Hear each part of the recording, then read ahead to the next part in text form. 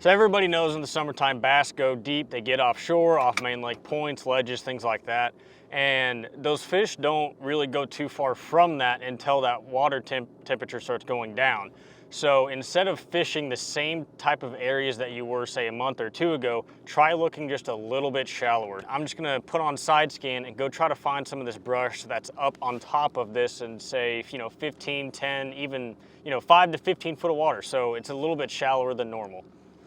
Well, this is that point. You can see it extends out here into this main channel. You can see that ledge right here hop up, and it was about 5 to 7 foot right on top, and we're just gonna go right on top of this all the way through and see if there isn't any sweet spots. So right here, there's a little bit of brush with a couple of fish, some more brush, and then here's a little rock cluster.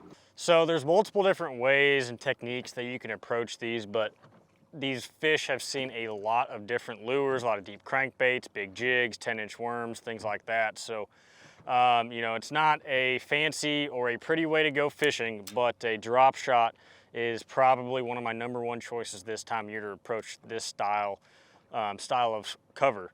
This is a 6.5-inch Sensei worm and red bug. It's just a very plain and simple worm that gets bites. And so we're just gonna go up here and I'm gonna show you guys on my graph what this brush pile looks like and then see if we can't catch one off of it. On my live scope there at 50 foot, here's that first brush pile, and you can actually see a couple of fish sitting around it. And then right on that back side, if I move my trolling motor a little bit, you can see that other brush pile. So what I do is I cast it directly on top of these brush piles and I let it just fall directly down into it. And sometimes you'll have the fish bite it right there on the fall. You can actually put this drop shot right on top of their head and basically force them to bite. But just like that.